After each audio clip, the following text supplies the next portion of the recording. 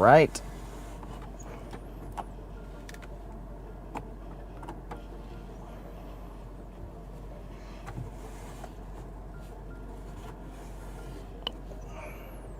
All right, so same process with the peeling.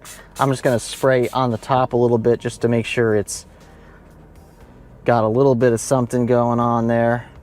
We're gonna peel it back, and we're gonna make sure we spray, especially spray where you're gonna touch it, because you don't want it to steal your fingerprint, let's just put it that way. And I'm gonna spray some more. Now we're gonna spray the screen.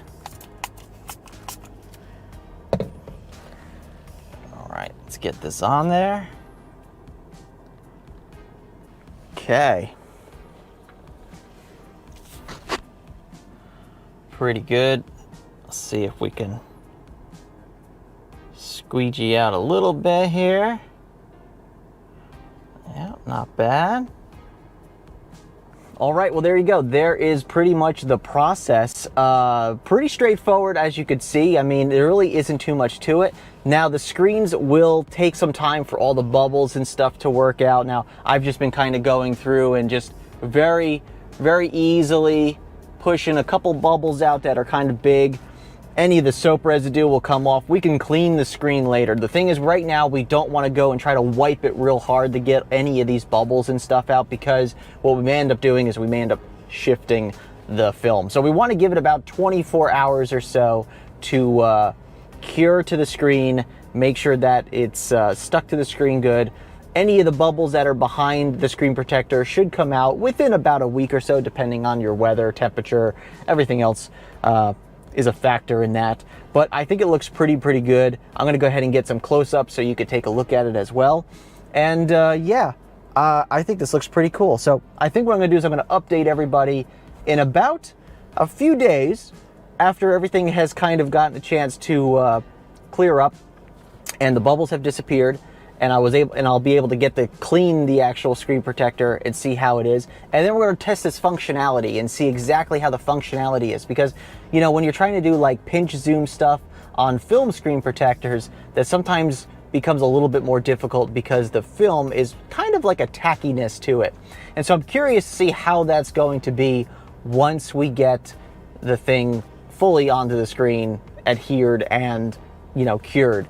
And then we'll test it out and see how well it works. Anyway, let's give us some time, and we'll see how this looks in a few days. All right, well, it's been just over 24 hours. We took the car out today. We left it sitting in the garage for that first 24 hours as recommended by the company. And as we can see, I still haven't cleaned up the screen, but pretty much all the bubbles have been pulled out of the screen already. I mean, it looks perfectly fine. Like I said, other than just having to clean up the screen itself, the bubbles and everything pretty much are gone. So it looks pretty good. The one over here looks just as good. Really hard to get a good angle on that one. But that one looks like it still has a couple bubbles in the screen. But other than that, looks pretty good.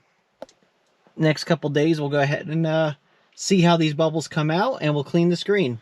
All right, well, it's been a few days since we got the screen protector installed. I just cleaned it up a little bit, and yeah, it looks really, really, really good. I'm really liking this. Nice and clean. You can see it's very, very glossy. You can see the reflection coming from the camera here, but yeah, overall, I gotta say, the screen looks really good. So let's go ahead and get the car turned on, take a look how the screen works, and also, you know, functions with, you know, some touch inputs here. All right, so just playing around with the map here, we can see that, you know, sliding my hands across it, sliding my fingers across the map work really well. I can pinch to zoom out, pinch to zoom in. That all seems very intuitive and easy. I would say there is a very small hint of like a tackiness that you get from having the film. I mean, it is minuscule. I mean, it's so much better than the days of, you know, the old film screen protectors on phones. I mean, it is barely there. And, you know, we can try some very simple touches here. So let's just go nice and gentle. I mean, still functional, still very easy to just tap and it sees the touch input. So you're not pushing any harder on the screen, which is nice.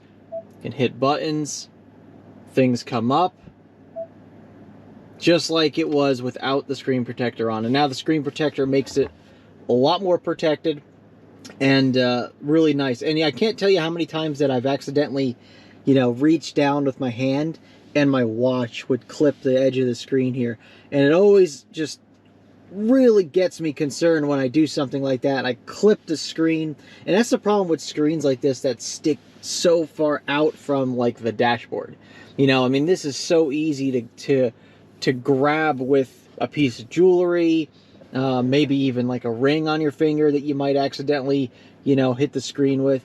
So this makes things significantly better and safer for just owning a car with such a big screen, because I guarantee you to replace a screen like this would probably be thousands of dollars. And we can come over here to the smaller screen here in front of the driver. We can see same thing. Obviously, this not being a touch screen, you're not doing any type of inputs on the screen, but as you can see, it looks really good.